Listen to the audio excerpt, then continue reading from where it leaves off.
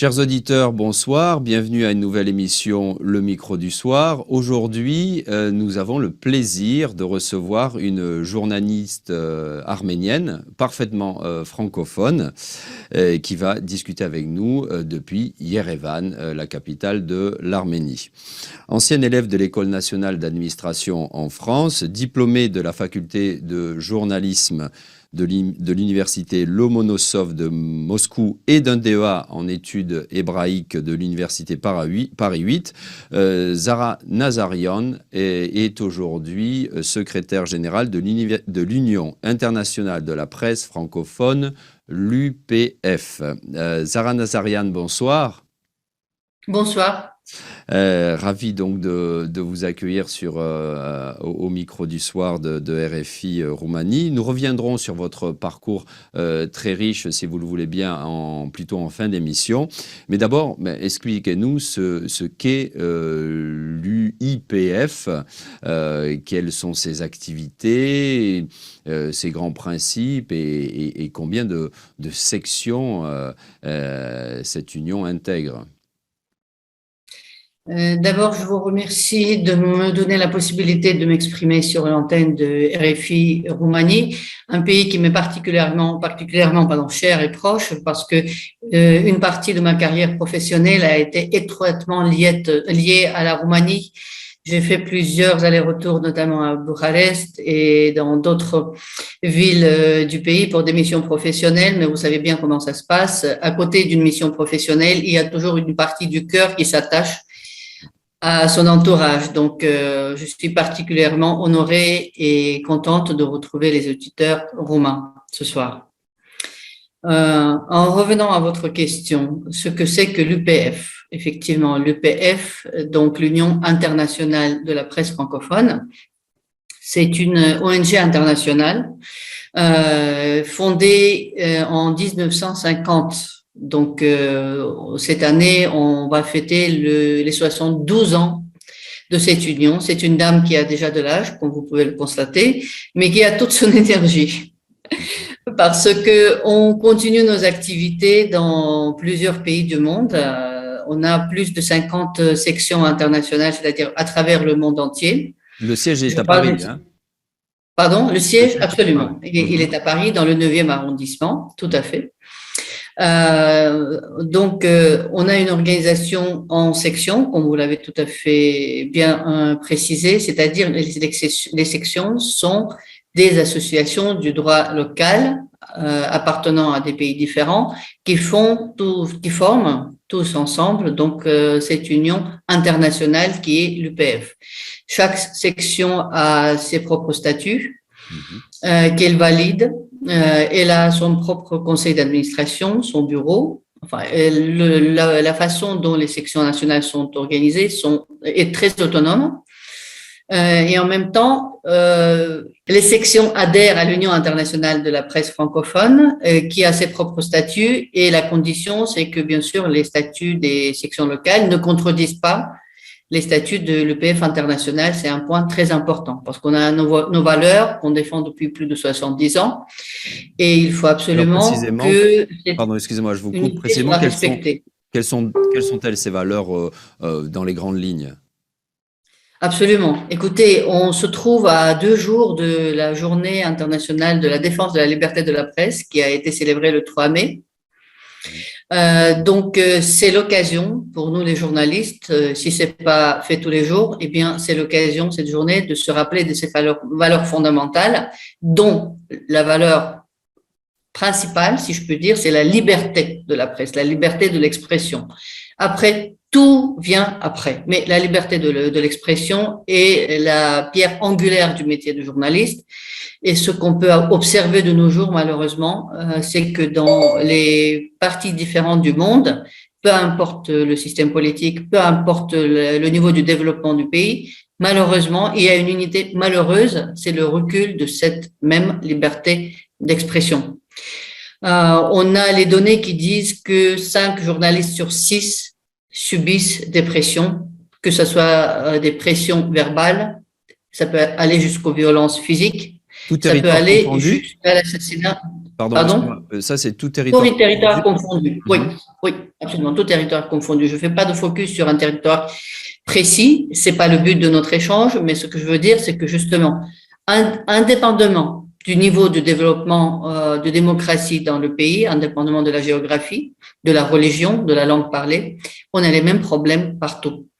Quelque part, c'est plus prononcé, quelque part, c'est plus doux, Quand vous heureusement. parlez de Mais en pression, tout c'est des cas, pressions qui sont pas nécessairement politiques, ça peut être des pressions aussi économiques. tout à fait. C'est une façon, justement, déguisée de faire pression sur un média.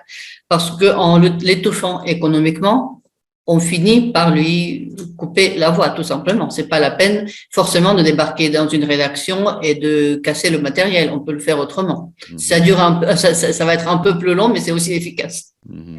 Et je sais, pour recevoir la newsletter de l'UPF, que en ce moment même, au sein de votre organisation, il y a des journalistes qui subissent des pressions. Je crois qu'il y a même des journalistes qui sont emprisonnés.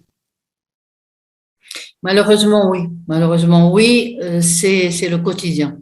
C'est malheureux, encore une fois, que les choses aussi graves deviennent un quotidien, mais je peux vous assurer, tout en étant un fait qu'on côtoie pratiquement tous les jours, ça ne devient pas une banalité, parce que ça ne peut pas devenir une banalité. Vous comprenez, quelqu'un qui se fait emprisonner pour le seul fait d'avoir exercé son métier, en l'occurrence le métier du journaliste, vous pouvez en avoir 10 par jour ou un tous les mois, ça ne deviendra jamais une banalité, parce que derrière, il y a un destin humain.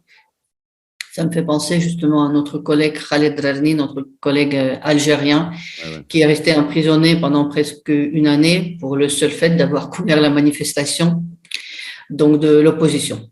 Donc, je continue pas parce que le fait même de se faire arrêter, de se faire juger, de se faire infliger une amende et ensuite d'être enfermé dans une prison pour le fait d'avoir exercé son travail, c'est un fait gravissime. Pourtant, ça arrive régulièrement à des journalistes dans les différentes parties du monde. On imagine difficilement un médecin, si vous voulez dire, si vous voulez, de se faire emprisonner parce que il a ausculté un patient. Eh bien, chez les journalistes, c'est quelque chose qui peut arriver. Et vous êtes aux premières loges de ce genre de mauvaises pratiques, c'est le moins qu'on puisse dire, parce que je crois savoir qu'une majorité, enfin vous allez me dire hein, si c'est une majorité, mais je crois qu'une grande partie des sections se trouvent précisément en Afrique. Une grande partie des sections, pas une majorité quand même, mais il est tout à fait vrai et pertinent que l'Afrique, c'est quand même le fief de la francophonie et je pense, et ça a été d'ailleurs évoqué par l'Organisation internationale de la francophonie à plusieurs reprises, que l'avenir de la francophonie se trouve en Afrique. La jeunesse francophone euh, va devenir de plus en plus nombreuse en Afrique et parmi donc ces jeunes, certainement, nos futurs collègues, c'est ce qu'on espère aussi. Donc effectivement, mais ça se limite pas à l'Afrique et c'est un phénomène en ce qui concerne l'union de la presse francophone, encore une fois, parce que je fais l'accent sur l'aspect francophone de cette union de journalistes. Parce qu'il y en a d'autres, comme vous le connaissez bien, qui fonctionnent très bien. Il y a des syndicats de journalistes, il y a des associations des journalistes par pays, par région, etc., européennes. Il y a enfin des instances internationales. Nous, notre particularité par rapport à nos collègues avec lesquels on travaille étroitement, je pense notamment à la Fédération internationale des journalistes, la FIJ, basée à Bruxelles. Notre particularité, c'est qu'on réunit des journalistes francophones à travers le monde. Et là, je fais un arrêt sur ce terme, sur cette notion de la francophonie, parce que il peut s'agir effectivement des journalistes des pays francophones, d'accord? La plupart des pays d'Afrique, des pays francophones d'Afrique ont le français ou ont eu le français en tant que langue d'État. D'accord, mais c'est beaucoup plus large parce que on a des membres, des pays membres où le français n'est et n'a jamais été une langue d'État, une langue officielle. Mais on a des collègues qui sont parfaitement francophones, qui soit exercent leur métier dans un média francophone, soit maîtrisent la langue française à un niveau qui leur permet de suivre les conférences, suivre les congrès, les échanges, enfin de collaborer directement avec leurs collègues francophones. Et c'est ça la base en fait active de nos adhérents de l'UPF. Mhm. Alors, ce journalisme francophone, précisément, vous êtes, encore une fois, je vais utiliser la même expression, aux premières loges pour l'observer. Quels sont, selon vous, ces principaux défis? Comment vous le voyez évoluer dans ce monde de l'information qui est prédominé évidemment par l'anglais, et pas seulement, mais où le français eh bien, essaie de se faire une place, mais c'est pas simple. Quelles sont les dernières tendances? Vous savez, le français, d'une manière générale, je ne parle pas uniquement des journalistes écrivant en français, travaillant en français, mais du français en général, le français se défend pas mal dans ce monde de plus en plus anglophone. Ça fait très plaisir d'ailleurs de le constater parce qu'on voit les activités qui sont celles de l'Organisation internationale de la francophonie. On voit très bien l'ampleur que prend la francophonie dans le monde à travers notamment ces programmes à la fois économiques, à la fois éducatifs et de la défense des droits de l'homme et d'autres domaines. Donc, ça fait très plaisir de voir que la francophonie, le français et la francophonie en général, est une valeur stable et je dirais même montante. Et ça fait encore une fois plaisir en tant que dirigeante d'une association des journalistes francophones. Voilà. Quand Et vous dites d'autres. montante, excusez-moi, Sarah Nazarian, est-ce que vous diriez que c'est grâce notamment à des petites structures, je pense notamment à des structures de journalisme d'investigation, en tout cas ça se passe en France, et je crois savoir aussi qu'en Afrique, il y a de plus en plus de groupes pas très grands, mais qui se mettent en place et qui, précisément pour offrir un journalisme, un journalisme plus sérieux, en tout cas plus indépendant que par le passé. Oui, oui, tout à fait, c'est une tendance générale. Je pense qu'elle est aussi accélérée par le fait que le net, l'Internet prend une place de plus en plus importante et ce qui fait que la concurrence devient de plus en plus rude aussi pour les médias traditionnels, enfin pour les journaux, pour la presse écrite en particulier qui est en première ligne de ces menaces à son existence. Donc, il faut gagner en qualité. Et la qualité, c'est pas du journalisme qui rapporte les événements. On en a presque plus besoin, pour vous dire la vérité, parce que les réseaux sociaux et les canaux d'information sont tellement développés et sont tellement performants qu'on peut être au courant de ce qui se passe à l'autre bout de la planète en quelques minutes, pratiquement. On n'a plus besoin de rédiger l'article, d'envoyer un journaliste sur les lieux, de rédiger l'article et de le faire paraître dans l'édition du soir. C'était la belle tradition journalistique d'antan. Maintenant, c'est passé, c'est du passé. En revanche, l'analyse, oui, on en a besoin. L'investigation, de plus en plus besoin, surtout dans le contexte général. Vous vous souviendrez certainement des Panama Papers et d'autres cas, pareil, qui ont été justement révélés grâce au travail des journalistes.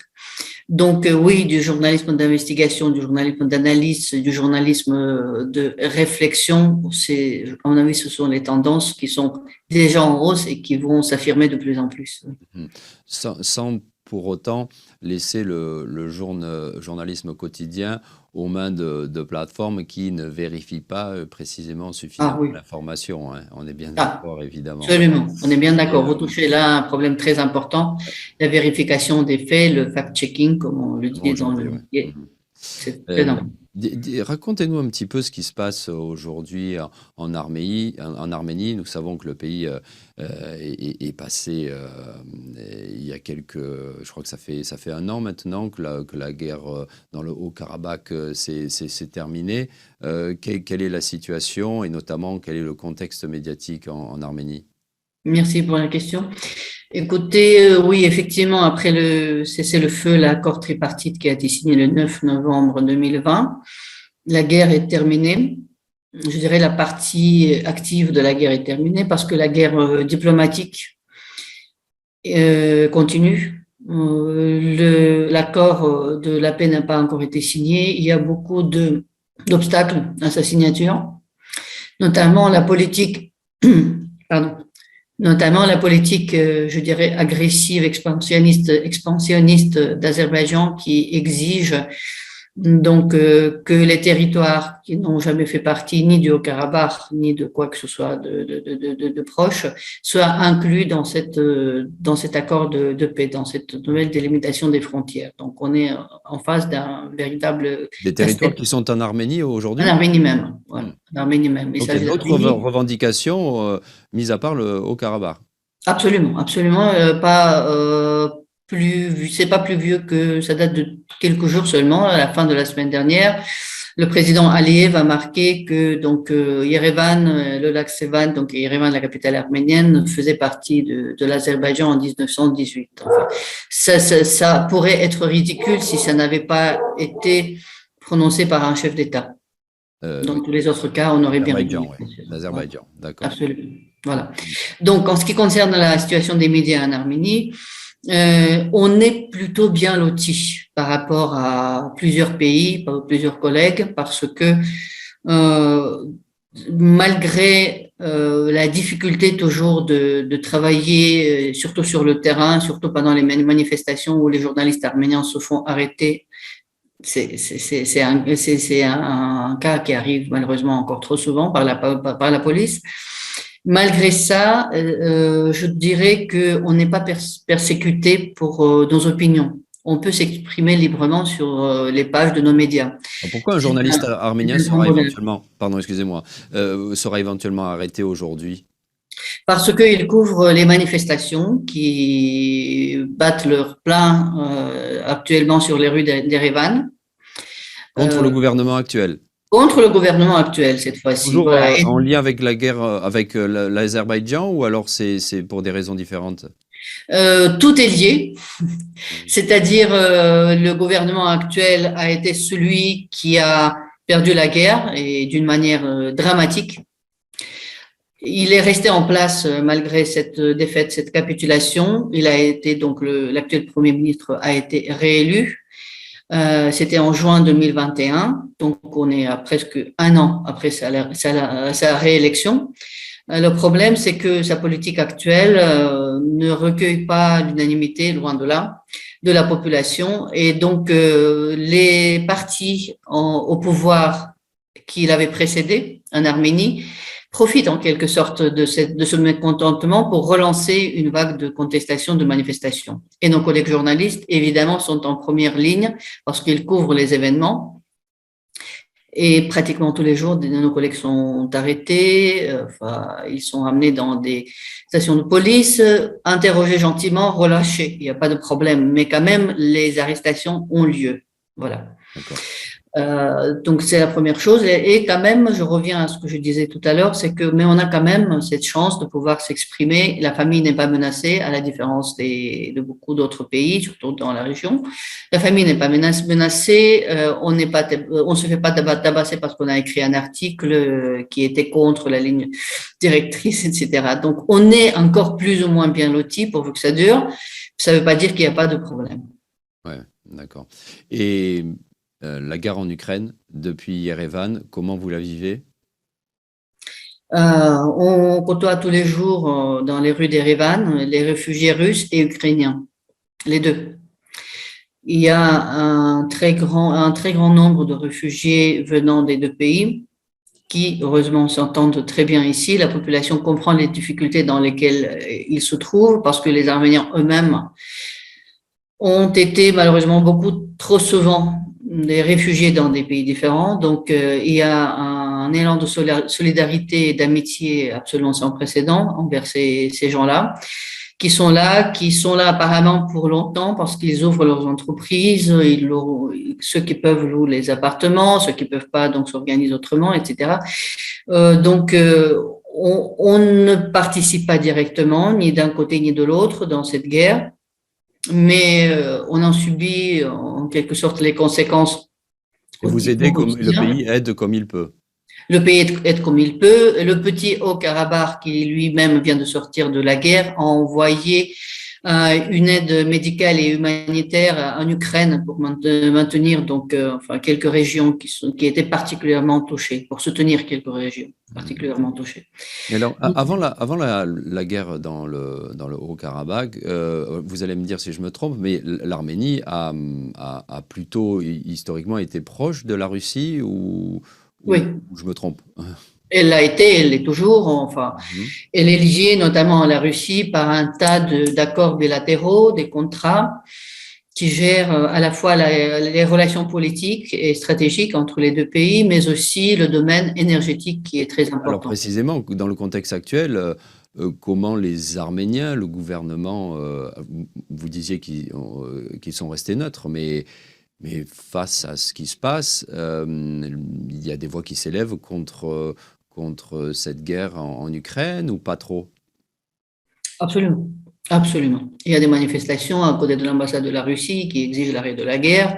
Enfin, il y a des voix qui se lèvent contre la guerre parce que aucun être humain normal ne peut adhérer au principe qu'une guerre peut avoir lieu. Donc la population dans son ensemble est contre cette... Absolument, clairement contre cette guerre. Même si historiquement il y a toujours eu, il y a encore des liens... Tout en restant fidèle à la Russie, la population comprend l'horreur que représente une guerre et elle est fortement contre la guerre.